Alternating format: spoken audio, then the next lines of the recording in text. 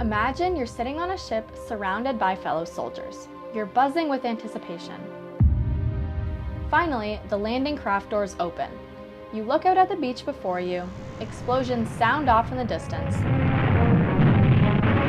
and the smell of something burning fills your nostrils. You hope all those months of military training kick in as you leap into battle. It's June 6, 1944. This is KN Explains D-Day. D-Day was the first day of a military operation led by the Western Allies during the Second World War. Those allies included Britain, the United States, and Canada. D-Day was the start of the Battle of Normandy, one of the most important battles of the war. The Nazis have taken over a large part of Europe. From the east, the Soviets are fighting against the Germans. They need the Western Allies' help. The Allies must get their troops into France to draw Germany's attention west. As an Allied soldier, you know that this operation is part of a larger mission, to start pushing the Germans out of France. You're just one of the 156,000 soldiers landing on the beaches of Normandy or parachuting behind German lines. But why is it known as D-Day? D-Day literally stands for Day.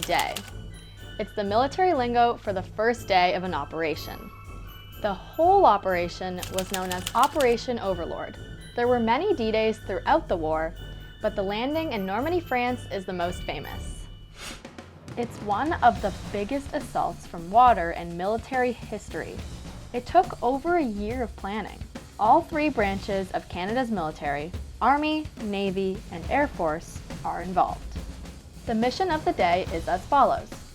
5 beaches need to be invaded and taken from the Germans.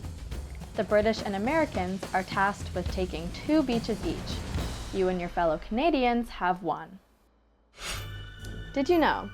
The British wanted to codename Canada's operation as Jellyfish, but the Canadians said heck no and named it after Juno, the Roman goddess. Jellyfish Beach? Sounds very SpongeBob. Okay, back to your mission. Some of your fellow Canadians have already cleared out some German mines, making it possible for you to follow and land on the beach. And Canadian paratroopers are dropping behind enemy lines. They are working to prevent more Germans from reaching you. You think about the letter you wrote to your loved ones, just in case you don't make it. Like this one written by Canadian paratrooper Private Leslie Neufeld to his parents on June 4th, 1944. This job is dangerous, very dangerous. If anything should happen to me, do not feel sad or burdened by it, but take the attitude of, he served his country to the utmost. With that spirit, I am going into battle, and let it be known that the town of Nipawin did its share to win the war. Neufeld was one of the 381 Canadians killed on D-Day.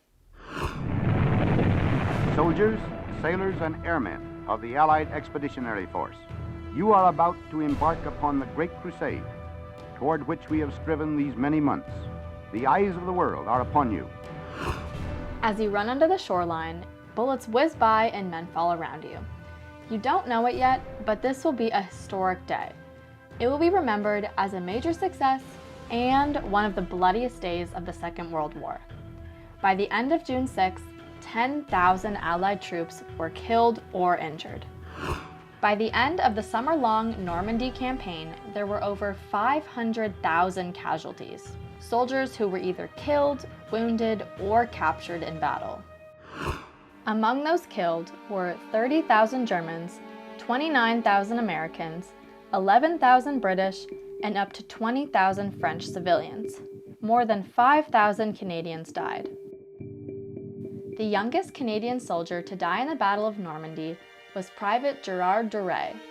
He lied to enlist in the army and was only 16 when he was killed in action. Despite the heavy losses, D-Day and the campaign that followed was an important turning point in the war. For the soldiers who stormed the beaches, it was just the beginning. They would spend months pushing back the Germans to liberate France. 11 months later, the Nazis would surrender. Today, most of the people involved in the D-Day landings have died of old age. But I can't stop thinking about how many of the soldiers who fought and died that day were in their 20s. That's only a bit older than me and my classmates. That's it for Cayen Explains. For CBC Kids News, I'm Isabel McNeil.